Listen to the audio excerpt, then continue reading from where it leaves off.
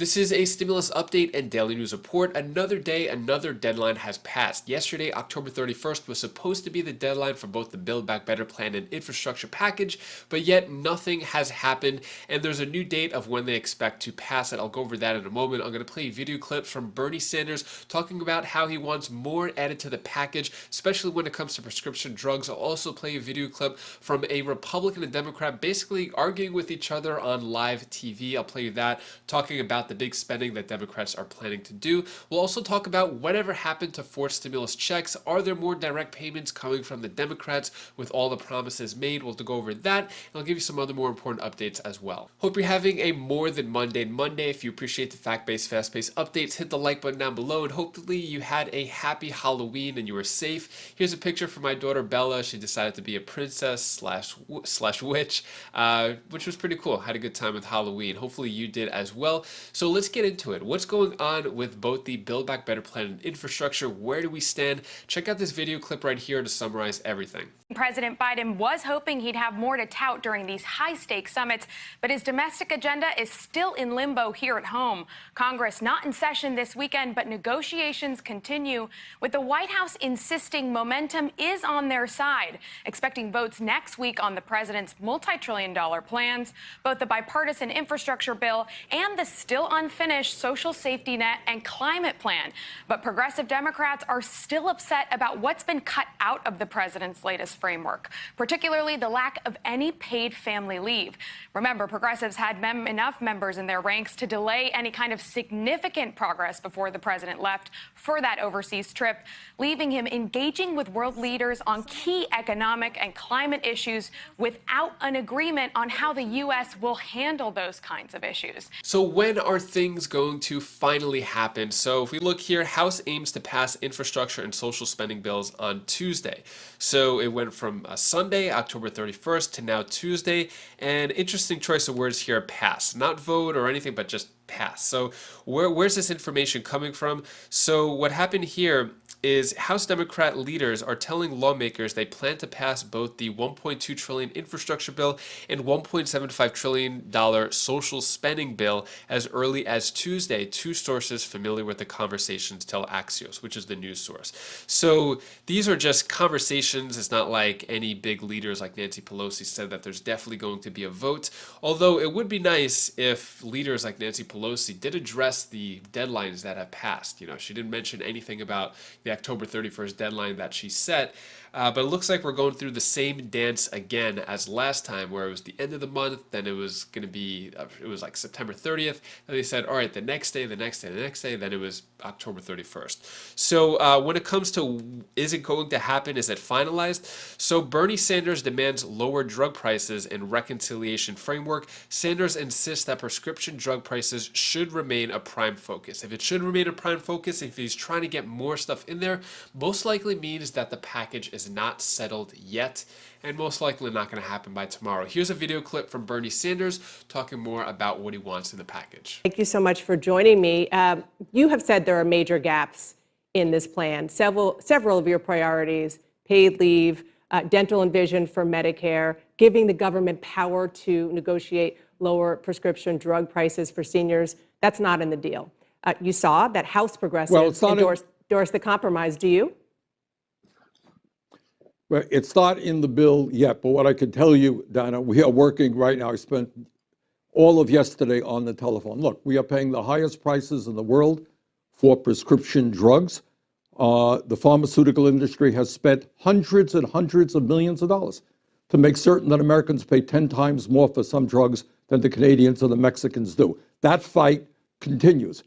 And the fight to expand Medicare, look, poll after poll shows that the American people understand it is not acceptable that elderly people have teeth in their mouth that are rotting, they can't digest their food, they don't have the vision that they need in order to read a newspaper. So we are continuing that effort. So and can I it pains me very much. I'm sorry, go ahead. No, I just want to just make sure that I understand what you're saying. You're saying you're continuing that effort. You want to still add it before the House votes? You want to add it to the bill that the House? Absolutely. Look, we're working, as everybody should know, we're on two separate bills. You got a bipartisan infrastructure bill, which will finally begin to address the reality that our roads and our bridges and our water systems are crumbling. That's one bill. But we want to move both bills in tandem. And the second bill, the bill that deals with the needs of the working class of this country in terms of childcare, in terms of pre-K, that deals with the existential threat of climate, that bill is still being worked on literally today. It will be worked on tomorrow. I believe we're making some progress in making it even stronger than it is. If you don't succeed in that progress, will you support the framework as it currently stands, what the White House released at the end of the week? Well, all I will tell you is we have a very, very strong bill, and it deals with the fact that we are going to start paying attention to the needs of working parents, continue that $300. We're going to build affordable housing. We're going to make sure that elderly people and people with disabilities can stay at home rather than be forced into a nursing home, et cetera. We're going to demand that the wealthiest people in this country start paying their fair share of taxes. So is that, sounds like that's a yes. If you're not successful, you will support it. It's a very good bill. No, but I am, right now, I can tell you, I have worked yesterday, we're working today, we're going to work tomorrow to strengthen that bill. It is outrageous that we continue to pay the highest prices in the world for prescription drugs. I want to ask you about that. And that 1 out of 4 Americans cannot afford the prescriptions that their doctors write. That is not acceptable. Let's talk about that, because that is one of the priorities that right now is on the cutting room floor, allowing the government to negotiate lower drug prices for seniors. I've heard you talk about this hundreds of times, probably. I was told that Senator Kyrsten Sinema says she opposes it because it stifles innovation in the pharmaceutical industry. What do you make of that? And what conversations, you're saying you're working on trying to change this, are you talking to her? Do you think that she is convincible? Look, this is not about Senator Sinema or Senator Manchin. It's about 50 senators and the outrage. Yeah, but they make up, not have one Republican. They make up the 50 senators. So do we all. But here is the bottom line. Last year, pharmaceutical industry made $50 billion in profit. Last year, the top CEOs made hundreds and hundreds of millions of dollars in outrageous levels of compensation. All right. So the issue is right now, the pharmaceutical industry is doing everything that it can to make sure that 1 out of 4 Americans is unable to afford the prescriptions that their doctors write. People are dying. The cost of insulin is totally 10 times more in this country. Will you vote for a bill that Canada. doesn't include now, anyone that? tells me... You're talking about how important it is. Would you vote for a bill that doesn't include changing what you're describing as a very big problem? As soon as I leave the studio, I'm going to be going back home to get on the phone to make sure that we have it. The American people, over 80% of the American people, give you an example. Right now, the Veterans Administration is paying half because they negotiate prescription drug prices. They are paying literally 50% of what Medicare is paying. Does that make any sense to anybody? One government agency paying half as much as another government agency? That has got to be dealt with. We are working very hard to make that happen. What are your thoughts on what Bernie Sanders has to say? I get a sense that there's a little more to the story that he's not telling us. If he thinks that the prescription drugs and other things could still be added to it, then that means that the bill is not yet settled, most likely not going to be voted on by tomorrow. So, but let me know your thoughts on that. Here's a video clip from Representative Ro Khanna and Representative Comer, one Republican, one Democrat, basically talking about the package getting at each other right here. Take a look.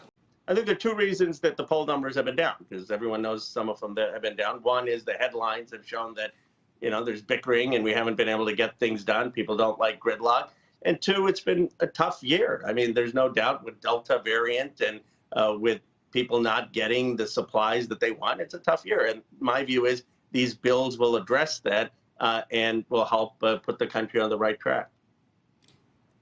Congressman Comer, one of the things that's in these bills, which is pretty interesting, we're talking about it on Friday, is effectively the subsidy to the auto industry, but specifically to automakers that are unionized on a relative basis to those that are ununionized. This will impact actually some of the vehicle makers in your state, also impacts the likes of Tesla.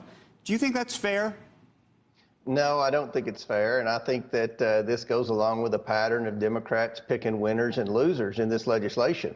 You've had a lot of employers on your show over the last 6 months, and they're all complaining about trying to find workers. So if the goal of the Democrats in Congress now is to pass a bill and spend trillions of dollars to try to create more jobs, there are over 10 million jobs available in our economy right now. We need to get people back into the workforce, and I just don't think that this is the right direction. It's not the right time to raise taxes.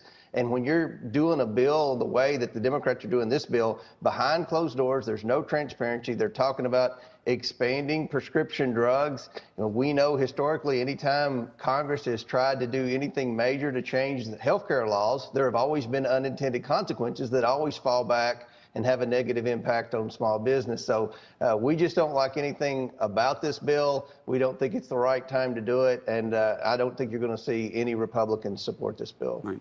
Congressman Khanna, what do you make of the auto piece? It specifically seems to be targeting Tesla. I think we should just be honest about it. I mean, to some degree, you could argue that it will impact Toyota, which is based where Congressman Comer is, of course. But do you think that's a fair way to do it? And mind you, it appears to me, at least, that Tesla workers have actually made more money than the unionized workers in Detroit.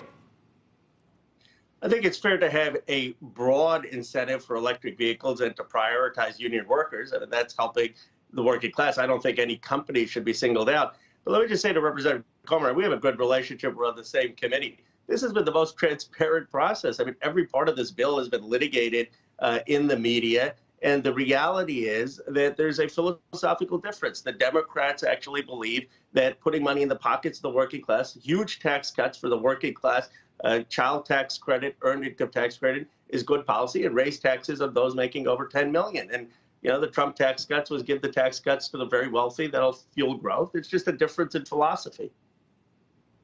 Congressman Comer?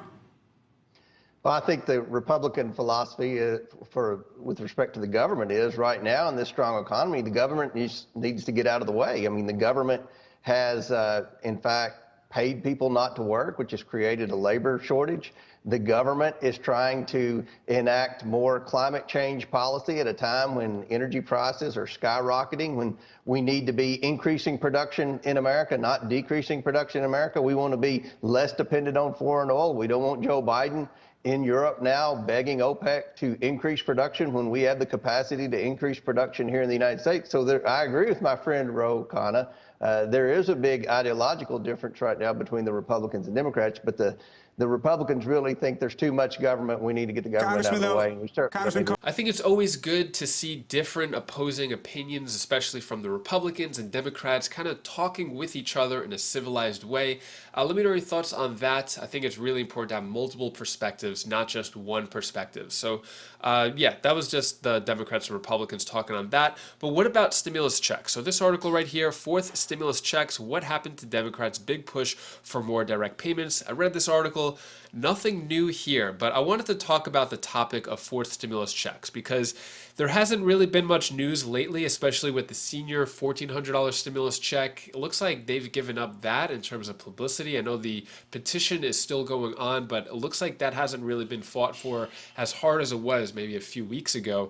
When it comes to the general fourth stimulus check, right now the petition for the $2,000 per month to every American is 2,943,000 signatures. And even that one, not really being pushed by any politicians. There are other advocates, other groups, and other people maybe talking about a fourth stimulus check, but in terms of Congress, they're not talking about it.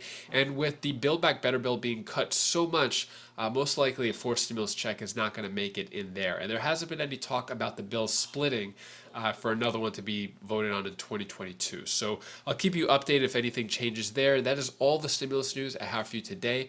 To hopefully brighten your day a bit, here's my daughter Bella's tip of the day. Hi guys, I'm going to give you the 5 positive tips to make you start your day and make you be positive and grateful as much as you can. So first, stay happy, stay strong, and have good vibes, and do great to others when they do great to you. And also, you know this one, be nice to others when you be nice to them. Bye. Thank you so much for watching. So here is my 3-year-old daughter, Kalea. Kalea, you want to say hi?